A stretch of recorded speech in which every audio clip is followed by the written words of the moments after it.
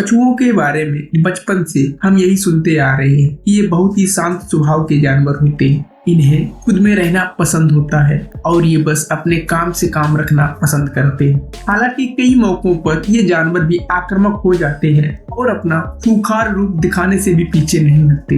लेकिन उसके अलावा अगर देखा जाए तो इस बात में कोई दो राय नहीं है कि कछुए इस दुनिया में पाए जाने वाले सबसे शांत और शर्मीले जानवरों में से एक हैं। वैसे अगर आपने भी कभी इन जानवरों के पास जाने की कोशिश की होगी तो आपने ये देखा होगा कि जैसे ही आप इनके पास जाते हैं वैसे ही ये अपने मुंह और हाथ पैरों को अपने सेल या खोल के अंदर खींच लेते हैं और एकदम शांत बैठ जाते हैं। उसके बाद ये फिर तब तक बाहर निकलने में भरोसा नहीं रखते जब तक कि इन्हें इस बात का यकीन ना हो जाए कि अब बाहर इन्हें कोई परेशान करने वाला नहीं है। इन कछुओं के बारे में वैसे तो हम कई बातें जानते हैं और हमने इनसे जुड़ी हुई कई कहानियां भी अपने बचपन में सुनी है। इस धरती पर कछुए की 300 से भी ज्यादा प्रजातियां पाई जाती हैं। इन सब के अलावा एक बात जो इन कछुओं को सबसे खास बनाती है वो ये कि कछुए इस धरती पर पाए जाने वाले सबसे पुराने जीवों में से एक हैं। ये तो हम जान गए हैं कि कछुए इस दुनिया के सबसे पुराने जीवों में से एक है और इसकी उम्र भी काफी अधिक होती है। लेकिन क्या आप ये जानते हैं इन कछुओं का जन्म कैसे होता है और ये बड़े कैसे होते हैं? शायद आपका भी जवाब होगा नहीं, लेकिन यहाँ घबराने की कोई बात नहीं है क्योंकि आज की इस वीडियो में हम आपको कछुओं की पूरी जिंदगी यानी लाइफ सर्कल टर्टल के बारे में पूरी जानकारी देने वाले हैं। अपनी कुर्सी की पेटी बांध लीजिए और चलिए इस सफर पर हमारे साथ। लेकिन यहाँ आगे बढ़ने से पहले आपने चैनल को सब्सक्राइब और लाइक नहीं किया तो कर लीजिए। तो चलिए वीडियो शुरू करते हैं। सबसे पहले तो इसकी शुरुआत होती है मादा और नर कछुए के संभोग या मीटिंग से। आमतौर पर कछुओं के बीच संभोग आधे घंटे से लेकर इससे भी अधिक समय तक होता है। जब कछुओं के बीच मीटिंग की प्रोसेस पूरी हो जाती है तो नर और मादा अलग हो जाते हैं और अपने अपने रास्ते पर आगे बढ़ जाते हैं। इस दौरान नर तो आगे निकल जाता है, लेकिन जब मादा के अंडे देने का समय नजदीक आने लगता है तो वो पानी से निकलकर किनारे पर आ जाती है।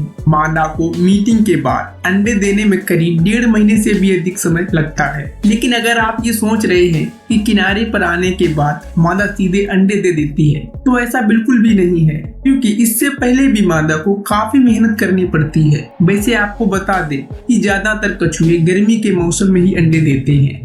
ये मादाएं इस मौसम के दौरान बड़ी संख्या में समुद्र तट पर आ जाती हैं और यहाँ अपने अंडों के लिए एक सही जगह का चुनाव करने में लग जाती हैं। वे एक ऐसी जगह का चयन करती हैं जो पानी से बहुत दूर भी ना हो और इस जगह पर सूर्य की किरणें भी सही तरीके से पहुँचती हों। इसके बाद जब मादा अपने अंडे के लिए एक सही जगह ढूंढने में कामयाब हो जाती है तो वहाँ अपना घोंसला बनाना शुरू कर देती है। दरअसल ये मादाएं एक गड्ढे में अपने अंडे देती हैं, जिसके लिए इन्हें पहले तट पर एक गड्ढा भी खुद ही खोदना पड़ता है। आपको बता दें कि इन गड्ढों की गहराई करीब 8 इंच तक होती है, जबकि इसे खोदने के लिए मादा अपने पंख जैसे पैरों का इस्तेमाल करती है। वो गड्ढे से लगातार मिट्टी खोदकर बाहर डालती है। इस गड्ढे को बनाने में आमतौर पर मादा को आधे घंटे का समय लगता है। इसके बाद जब मादा कछुआ अपना घोंसला बनाकर तैयार कर लेती है तो उनमें अंडे देना शुरू करती है। बता दें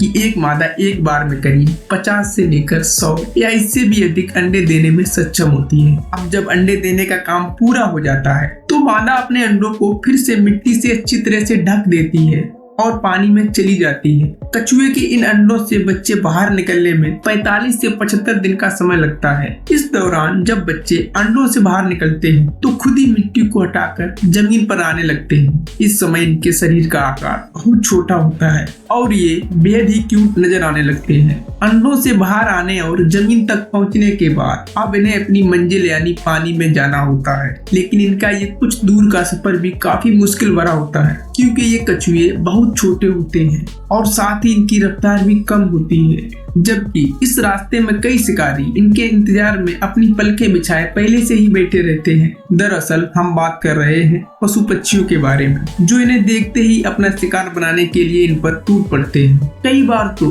केकड़े भी इन्हें मारने से पीछे नहीं हटते और इन्हें देखते ही इनका शिकार करने में लग जाते हैं। इस प्रोसेस में कई कछुए पानी में पहुंचने के पहले ही मारे जाते हैं। हालांकि अब भी कई कछुए पानी तक पहुंच जाते हैं और तैरकर आगे बढ़ने लगते हैं। लेकिन इस दौरान इनका सामना पानी में मौजूद मछलियों से होता है, जो इन्हें खाने के लिए बिल्कुल तैयार होती हैं। जमीन और पानी के इन शिकारियों से बचकर आखिर में जो कछुए आगे निकल जाते हैं, वे मछलियों के अंडे और दूसरे छोटे जीवों को खाकर बढ़ने लगते हैं। लेकिन एक बार जब ये वयस्क हो जाते हैं तो जेलीफिश दूसरे जीवों और पौधों को खाना शुरू कर देते हैं। इस दुनिया में कछुओं की कुछ प्रजातियां ऐसी भी होती हैं जो अधिक भूख लगने पर दूसरे कछुओं पर भी हमला कर देती हैं और उन्हें अपना भोजन बना लेती हैं। तो अब जब कछुआ पूरी तरह से वयस्क यानी अडल्ट हो जाता है तो वो मीटिंग के लिए एक मादा की तलाश करने लगता है। इस तलाश में कछुआ फिर से उसी जगह यानी समुद्र तट पर आ जाता है जहाँ से उसका जीवन शुरू हुआ है। इस जगह अपने लिए उचित मादा को ढूंढने के बाद फिर से कछुए की मीटिंग और नए बच्चों के जन्म की वही प्रक्रिया शुरू हो जाती है जो बाकी कछुओं के लिए होती है।